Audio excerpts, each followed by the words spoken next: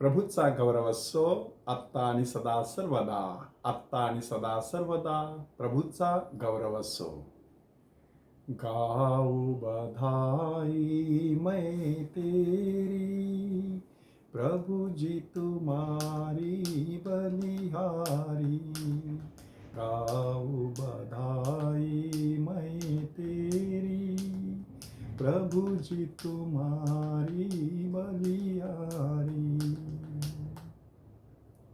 ह्या गाण्यामध्ये प्रभू येशू ख्रिस्ताने केलेल्या विविध चमत्कारांचा उल्लेख आहे की भुकेलेल्या लोकांसाठी भाकर, तहानलेल्या लोकांसाठी जिवंत पाणी, आंधळ्या लोकांसाठी जीवनाचा प्रकाश, कोळी किंवा कुष्ठरोगी लोकांसाठी नितळ त्वचा, अशा प्रकारे प्रभू येशू ख्रिस्ताने भूमिका बजावलेली आहे. आज शुभवर्तमानामध्ये आपल्याला एक कुष्ठरोगी भेटतो.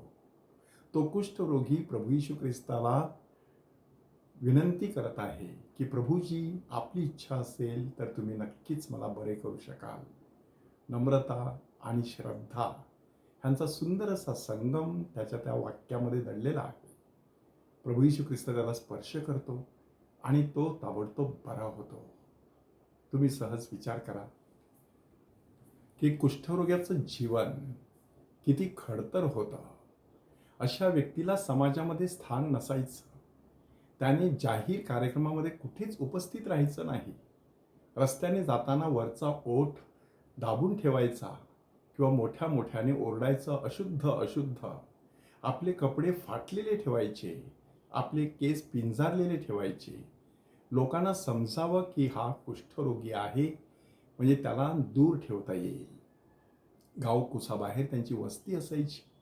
अशा पार्श्वभूमीवरती हा कुष्ठरोगी येशूकडे येतो आणि येशूला सांगत आहे की तुमची इच्छा असेल तर मला बरे करण्यास तुम्ही समर्थ आहात. सर्वस्वी ईश्वरेच्छा बलियासी, अशा प्रकारची भूमिका तो बजावतो. प्रभू येशू ख्रिस्त आपला हात पुढे करतो, त्याला स्पर्श करतो.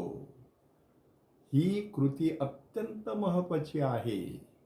इस्रायली लोकांमध्ये कुष्ठरोग्याला स्पर्श करणारा माणूस अशुद्ध बनतो, अशी भावना होती. ह्या ठिकाणी येशू अशुद्ध बनत नाही, कुष्ठरोगी शुद्ध होतो. हे परमेश्वराच्या स्पर्शाचं सामर्थ्य आहे की परमेश्वराचा एक स्पर्श माणसाला पूर्णपणे नवा करू शकतो. एक थेंब पावसाचा उघड्या शिंपल्यामध्ये पडला तर त्याचा मोती होऊ शकतो. एक शब्द परमेश्वराचा तो माणसाच्या मोकळ्या अंतःकरणात पडला तर माणसाचं जीवन सुंदर करू शकतो. प्रभू येशू ख्रिस्ताने ह्या माणसाला समाजाच्या बाहेरून समाजाच्या मध्ये आणलं.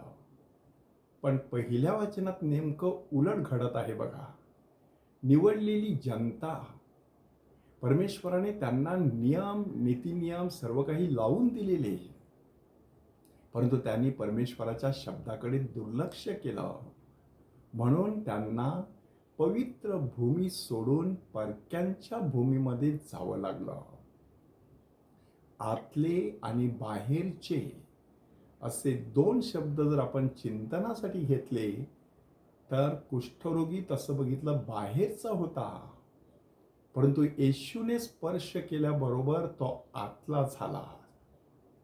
इस्रायली लोक आतले होते, परमेश्वराच्या आतल्या वर्तुळातले जवळचे होते, परंतु इतर धर्मियांच्या मागे लागले. अन्य दैवतांची पूजा ते करू लागले, परमेश्वरापासून दुरावले आणि आपोआपच त्या वर्तुळाच्या बाहेर पडले. आपण चिंतन करायचं आहे, मी आतला आहे की बाहेरचा आहे. बालपणी आम्ही एक खेळ खेळायचो, तळ्यात आणि मळ्यात. कधी कधी माणसाचं तळ्यात मळ्यात सतत सुरू असतं. तळ्यात म्हटल्यानंतर देवळात आल्यानंतर माणूस अक्षरशः देवदूतासारखा, घरी पोचल्यानंतर मात्र एखाद्या सैतानासारखा. अशी माणसाची गत का होत असेल?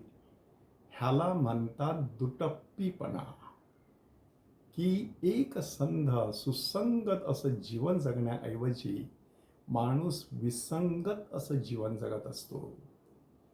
म्हणून त्या कुष्ठरोग्याप्रमाणे आपल्या जीवनाचं सगळं कुष्ठ, अशुद्धता प्रभूच्या पायापाशी आणूया. त्याला विनवूया, आम्हाला स्पर्श कर, आम्ही बरे होऊ.